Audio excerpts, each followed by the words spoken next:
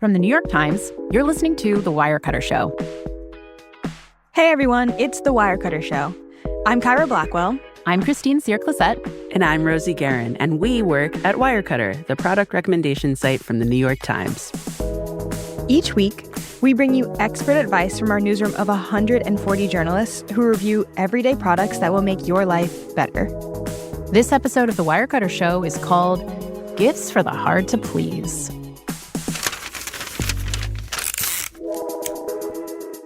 Christine, do you think you're a hard person to shop for? Oh, I am totally a hard person to shop for. I'm a terrible person to shop for. I have so many strong opinions. I honestly get enraged when I get a gift that I don't like.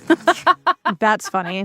That's really funny. I actually have a reputation at work for throwing away things that I don't like. Well, then this episode is for anyone who's ever had to buy Christine Cyr-Clisette a gift. Absolutely. I feel sorry for my kids when they're adults, and I'm going to be like that person they tell stories They're about. They're going to call into this podcast, They're going to be actually. like people calling into this podcast. Well, I ask this because if you've been into a CVS lately, you know we're coming up on the holiday season, and it's time to think about ideally good gifts. So last week, we talked with Hannah Morrill, our gift editor here at Wirecutter, about some general rules to follow for gifting, particularly for affordable gifts.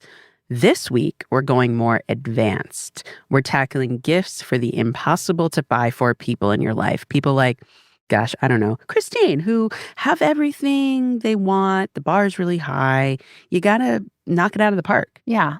I mean, for me, it's like, if I have all the stuff I want, I need to be delighted by the things that people are going to give me. I know that's like a very privileged place to sit. The bar could never get any higher than that, though. That's the hard part. There's so much pressure, and you don't know what the rules are. And like, I don't know about you, Christine, but I feel like if you get one good gift one year, you have to continue topping it for the rest of your life. Up and up and up and up. So today we'll build on the rules we talked about last week, the rules of thumb, and we'll talk about finding good gifts for these impossible to buy for people in our lives. The classic lineup: grandparents, dads, Christine, picky siblings, spouses, Christine, friends who have everything, Christine, etc. Did you mention me? Did you God. mention me yet? Sorry, it's in my script here. Christine. And because we didn't want to just sit in the studio and toss them around to each other, we're not the experts on this subject, we did decide to open up the discussion to our listeners. That's right. I mean, we aren't the experts, but we do have strong opinions. Oh, totally. I have strong opinions. Always. We asked listeners of The Wirecutter Show to send us stories about the trickiest people in their lives, the people who are hardest to shop for. To field those questions, we've brought in a special guest, Samantha Schoech. She's not only a writer on Wirecutter's gift team, she's a fiction writer, a parent, and an incredibly thoughtful gift giver. And a lovely human, and likes to receive really lovely and delightful gifts, so is also thinking about giving lovely and delightful gifts. That's right. And I would trust anything that Samantha recommends, honestly. She's got great taste. After the break, Sam will tackle your toughest gift questions. We're going to see if we can stump her. I would love to stump her, honestly. Not that that's her job, but... But it's like a good goal. Yeah. We're working towards a goal in this episode. Yeah. This is The Wirecutter Show, and we will be right back.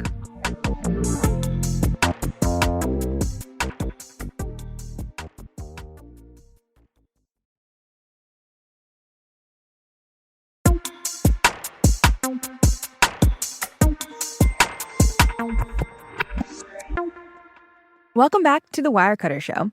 Our guest today is Samantha Schoech. Samantha is a staff writer on our gift team, and she's written about some esoteric gift topics like gifts for travelers, coffee lovers, pickleball players, coworkers, engagement gifts, and gifts for people who love to clean. Who is that? I want to know. I don't know. My mom. It ain't me, babe. Yeah, Sam also spends almost every day of the year researching and on the hunt for gifts. So this is her whole bread and butter. Welcome, Sam. Thank you so much. I'm excited. Sam, first of all, it is so cool that your whole job is just gifting. Over the last few weeks, we've put out a call to our listeners of The Wirecutter Show, basically just asking for stories about the people in their lives who are impossible to buy gifts for. And we knew that we were already going to redirect these questions to you because this is not our wheelhouse. It's yours. So you're really good at gifts. We want to get into it. Great. I'm ready. All right. Well, perhaps unsurprisingly, we got a huge number of calls. People need your help, Sam. So I think we should jump right in. Here is our first call. You ready? Mm-hmm. Hello, Wirecutter. So, my spouse is a very good gift giver. She always gets me thoughtful and surprising presents, and she has really good taste. And I really struggle to reach a bar set that high. I'm pretty forgetful, so I've tried keeping lists for when she mentions stuff throughout the year, but it's all just so utilitarian. I know she loves big gestures like a surprise trip or something handmade, but this year, money and time are both very tight. So I'm wondering if you have any ideas to help think about this better or just suggestions for good gifts. Thank you. Oh man, I think this is a really good place to start. So clearly this person, he has a spouse who is great at gifting and he's trying to raise the bar on his own gifting. Sam, how would you guide him thinking through what to get his wife? So, first of all, a lot of people are in this situation where they feel like their partner is really good and they struggle. And a lot of people really, truly struggle with gift giving. It causes them anxiety.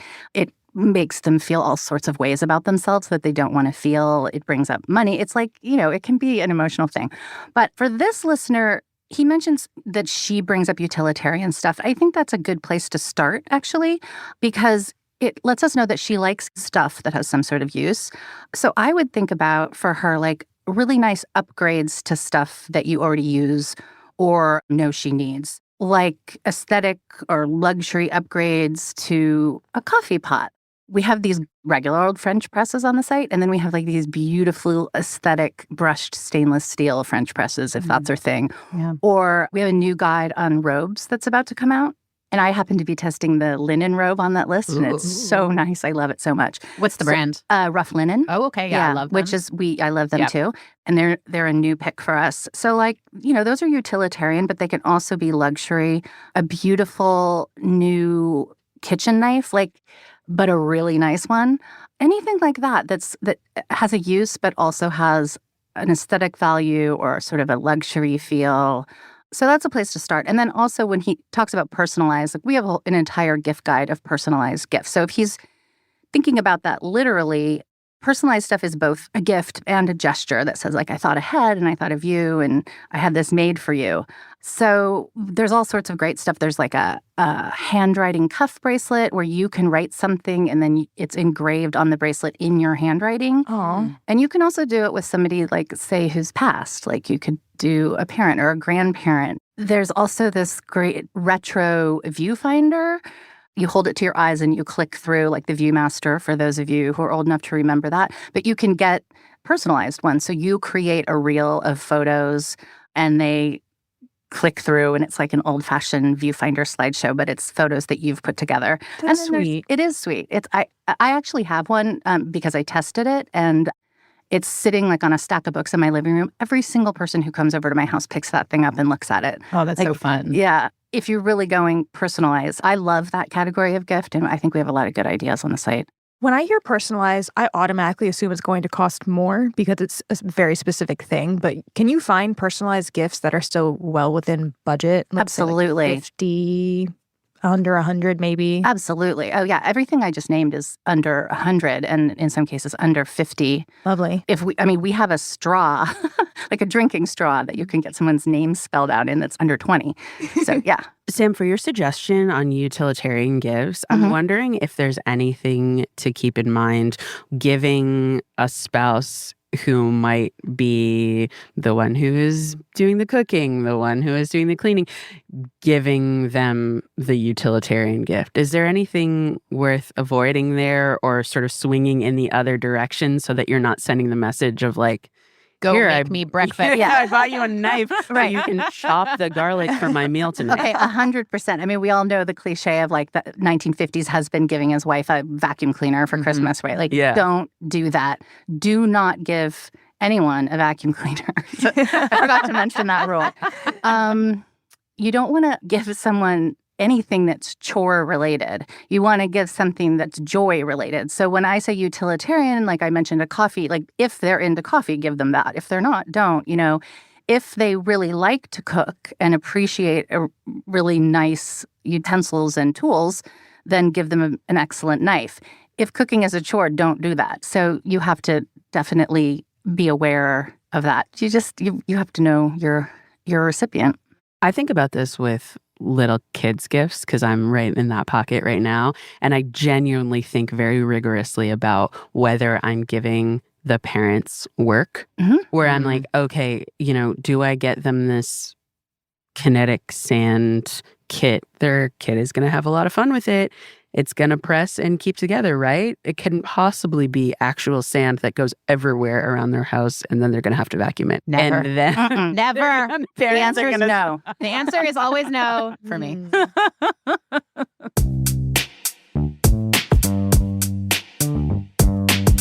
All right, let's roll into another listener question. Hi, Wirecutter. My name is Kelly, and I'm calling from Philadelphia. The person who I'm struggling to get a gift for is my best friend. She lives in a tiny studio apartment and doesn't have a ton of room for more stuff. You might say, buy her an experience, but the ones that I can find are too expensive.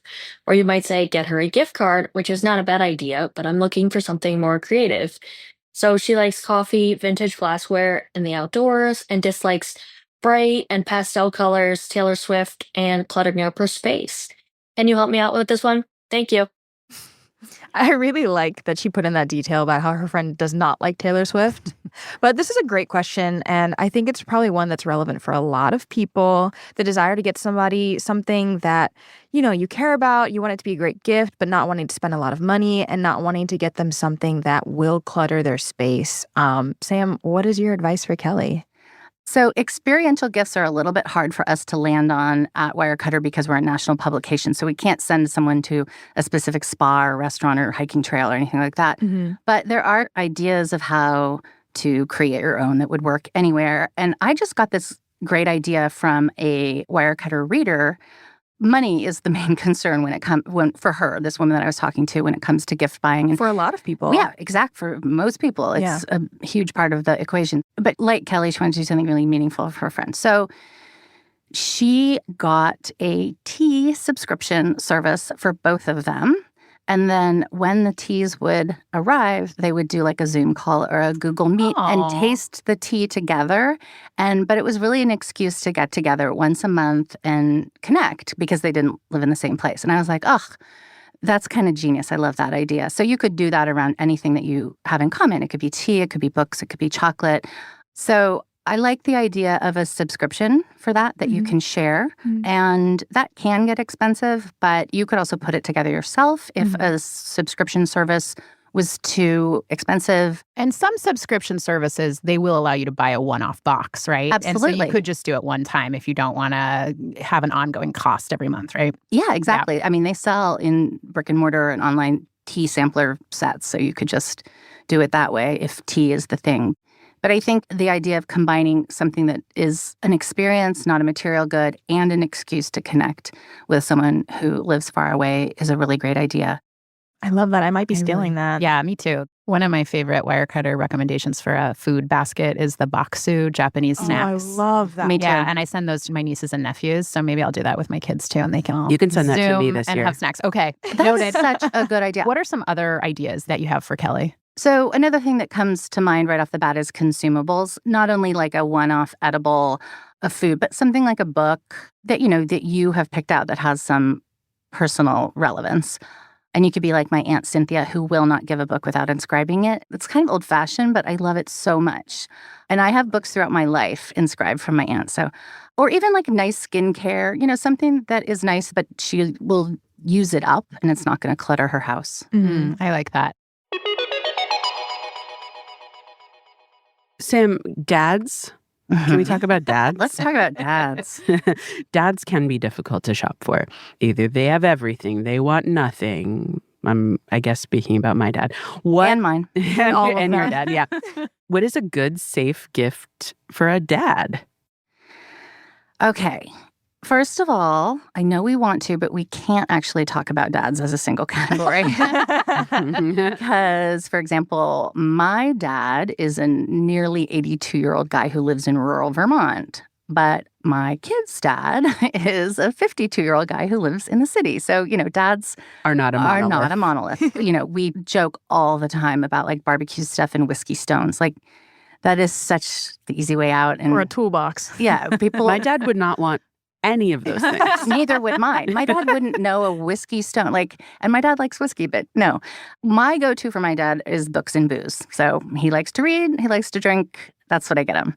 But I think the sweet spot is to kind of straddle something that he already loves but needs an upgrade on. I was just visiting my dad last weekend in Vermont, and his tattered old ratty slippers are truly pathetic.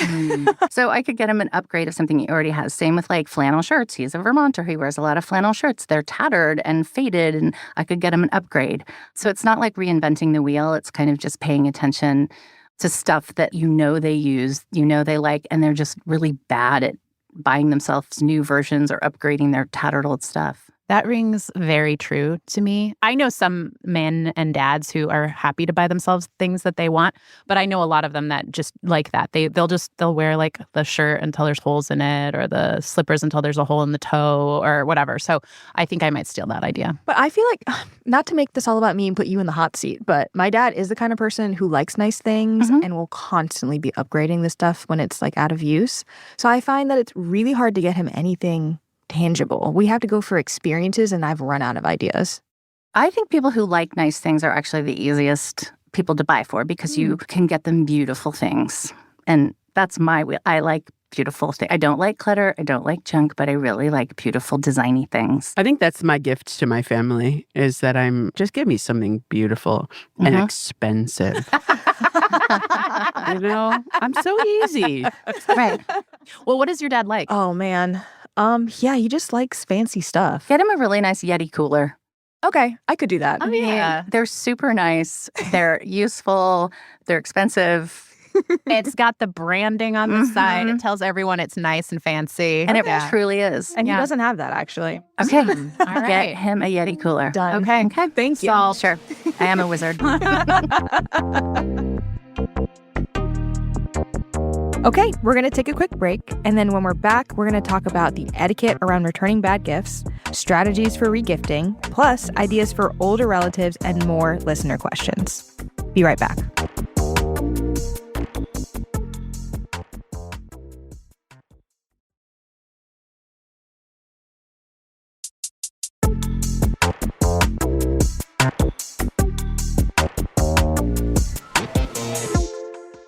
Welcome back to the Wirecutter Show. This episode is all about gifting and finding gifts for those hard-to-please people in our lives. Our guest today is one of our Wirecutter gift writers, Samantha Shea. Sam, before we jump back into listener questions, I have a few questions that are going to zoom out a little bit about the general rules of gifting. And I want to see if you actually subscribe to these or not. Okay? Lightning round? It's kind of a lightning round. Yeah. Okay. Definitely don't overthink it. Just give me your first gut reaction. Is cold, hard cash the king of gifts? For anyone under 20, yes. Under 20? Sorry. You've aged out.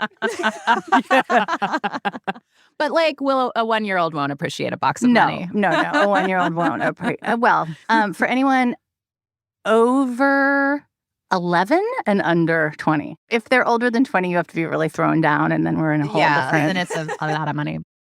All right, next question. When is it appropriate to regift? Always. Always. What? Yeah. Okay. I mean, you have to be careful. Don't regift it in your circle, Here, actually take this back. Yeah, no, that's inappropriate. But hey, reuse, recycle. Like, it's better than something going to waste. Yeah. Okay. I like that. Okay. Yay or nay on returning gifts that you hate? Oh, I'm a yay on that. Okay. But I know there's an emotional component, and if it pains you, like if you feel like it's an affront to the person who gave it to you, you do you. I don't want anyone to feel terrible, and I know some people really do, even if they don't like it or it doesn't fit, they don't want to return it. But generally, yes. Are you pro including a gift receipt? Yes. Okay. I don't want to give anyone anything they don't want or is useless to them. So, yeah, I'm pro gift receipt. I want someone to return something if they don't like it. Great. All right. So if someone gives you a gift, do you have to give them a gift in return? No, you Ooh. don't. I mean, sometimes you're caught by surprise and you can't, and it's awkward. I mean, this is... Rosie loves to hear it. She's cheering right now. Rosie doesn't like to give gifts. I don't like to give gifts if I don't want to give a gift. Mm-hmm. Like, the whole idea is thought. And if I haven't prepared with, love and thoughtfulness in my heart, then why am I getting you a gift? So basically, I'm getting you I the don't love Christmas you. candle. Well, I mean, Happy holidays. I mean, okay, that is the best of how we hope to operate. But there's a lot of obligatory gift giving in our lives. It just is, So office parties, white elephant, that kind of thing. Like, you don't have to put your heart and soul into that. But in terms of giving a gift because you've been given one, only if you know it's coming. But sometimes we're blindsided by gifts. And then you just be your most gracious self and thank the person. That's really all you can do. You can't like rummage around in your bag like, oh, here's the olive oil I always have on hand. All right, Sam, we have another listener question. Are you ready? I am. Hello, my name is Alex and I'm calling from San Diego, California. And I, myself, am an impossible to shop for gift recipient. As a professional in the environmental space, more is not necessarily better. And then what I do want are usually things that are pretty big and significant that require a lot of personal research, like a new bicycle. So not quite sure what can be done for me, but big sorry to all of my loved ones who try very hard and are met with me. Okay, so I'm wondering if you have people in your life like this and what you recommend. Yes, I do have people in my life like this. I mean, this is a place where you steer away from stuff unless it's a consumable. Mhm. And this is another great place for experiential gifts. I have a really good childhood friend who's an organic farmer, and she saves her own seeds. Like, there's nothing I can get her that's organic farmy because she knows so much more than I do. But I can get her a book. Like, a book is never clutter. Olive oil is never clutter. This is also a really good place for digital gifts. So Masterclass is, you can buy them a class on something. We have painting classes online. You can buy them a subscription to like Libro FM, or if they're into audiobooks, you can buy them Met Opera subscriptions so they can watch opera on their television, or there's all sorts of cool streaming subscriptions like for, British TV or for indie movies. It's a good place to think about that, like something that is either entertaining or life-enhancing in some way. You're learning something new, but isn't a thing. I like that. Yeah. Let's play another listener question. This one is from Alyssa, who's trying to find something thoughtful for her brother. Hi, Wirecutter. This is Alyssa from Minneapolis, and I need your help. I cannot figure out what to buy my brother, ever. He's a computer programming nerd, but also snarky and sarcastic, so he's not a total introvert. He loves new tech, but he always can either build it or buy it himself. He loves smart home tech, but he already has everything set up the way he likes it. He also has a really fancy bidet in his bathroom. He enjoys running, but he has all of the tools already to track his speed, distance, and heart rate. He dresses very simply, so a lot of black, no patterns, always buys the same pair of black sneakers because he likes them and he knows what he likes. He lives in a studio condo, so he's very simple, does not have room for a bunch of stuff. He loves to grill and drink beer. I was very proud of myself. I bought him a cooler one year, and it was a good cooler, and that was a good one. But I just don't know what to buy him. He's not a materialistic person, and I also want it to be meaningful in the sense that it's well thought out for what he likes to do and what's important to him. Thank you. I really hope you can help me. I love your show. It's awesome. I've really enjoyed listening to it and have told a lot of people about it. So thanks so much. First of all, thanks, Alyssa. Yeah. Thanks for the love. Thanks, Alyssa. Thank you. So sweet. And now that we know Alyssa's brother doesn't need a bidet, which That narrows it down. No, I've got you, Alyssa. I do. So I would think again about upgrades of the stuff that he likes. Does he listen to anything while he runs? You could get him an audiobook subscription. If he does, he probably already has the earbuds or headphones that he likes, so you want to stay away from the techie stuff. But you can think about offering him more stuff to listen to, for example. Okay, so he likes to grill. We have what I think is very funny and very hilarious, which is a personalized steak brand for grilling in our personalized gifts. It's like it's forged in Texas by the people who make brands for cattle, but it's mini, so you can stamp your burgers. It's funny and it's a good quality thing, and I know it's kind of a novelty, and I know he doesn't want a lot of stuff, but this is something that would like hang with the grill tools that he's already has and is using. Or like for beer, we have this great growler. I don't know if he goes to like a brew pub and buys beer, but if he is that kind of beer drinker, this insulated growler that we have, Wirecutter is recommended for a really long time because it's super tough. You could take it camping and drop it down a path and it would be fine. We also have home brewing kits. It could verge on the chore gift, but if it's something that he's interested in, that could be a great gift for a beer lover. I also am getting this vibe from the description of your brother that he might like a happy tuned print, which is like a caricature of him or him and a pet or whatever done in his favorite adult cartoons. So like Bob's Burgers are done in the style of Simpsons. Oh, that's good. I don't know, just the nerdy tech person is somehow, but that's really popular gift.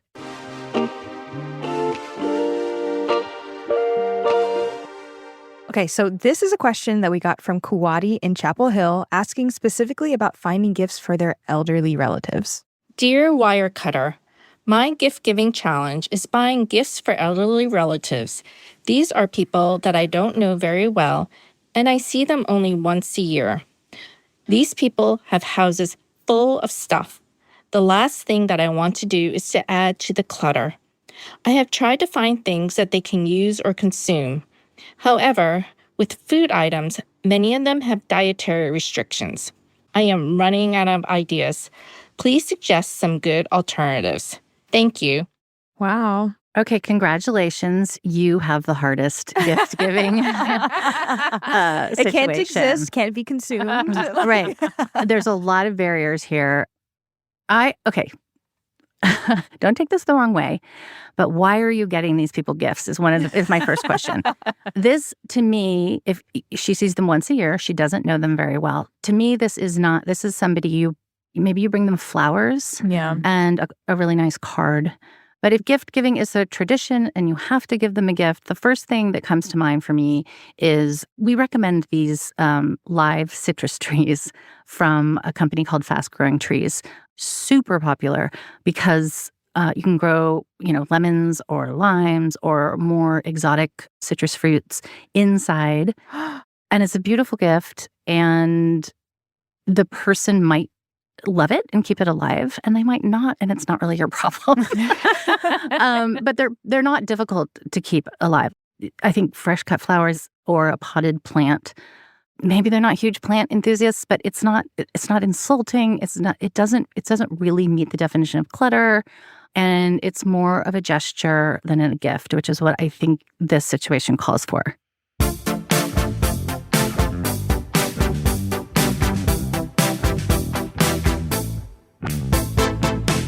Okay, Sam, so before we wrap, we usually ask our guests one final question. What's the last thing you bought that you really loved? I bought myself a pair of gorgeous, chunky loafers in Milan. And I'm in love with them. Loafers are shoes, right? Yeah. I'm like, this is me so uncultured. What are they made out of? Leather with like a chunky... Loafers are a classic slip-on shoe, like a penny loafer. Okay.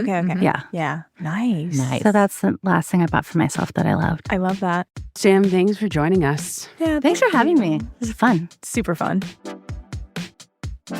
All right. That's it for us this week. And hey, if you aren't following the show already, please do. We would love it. Wherever you listen to podcasts, Apple, Spotify, YouTube. We are on YouTube. And that way you'll never miss an episode. If you want to find out more about Wirecutter's coverage, or if you want to check out the products Sam recommended today, go to nytimes.com/Wirecutter or find a link in the show notes. And here's what's coming up next week on The Wirecutter Show.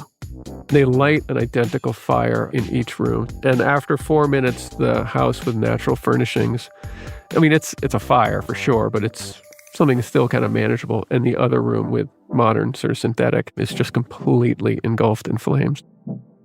The Wirecutter Show is executive produced by me, Rosie Guerin, and produced by Abigail Keel. Editing by Abigail Keel. Engineering support from Maddie Mazziello and Nick Pittman. Today's episode was mixed by Catherine Anderson. Original music by Dan Powell, Marian Lozano, Alicia Baitup, and Diane Wong. Wirecutter's deputy publisher and interim general manager is Cliff Levy. Ben Fruman is Wirecutter's editor-in-chief. I'm Kyra Blackwell. I'm Christine Cyr-Clisette. And I'm Rosie Guerin. Thank you for listening. In the show notes, Sinks. Thank you so much. Thank you so much.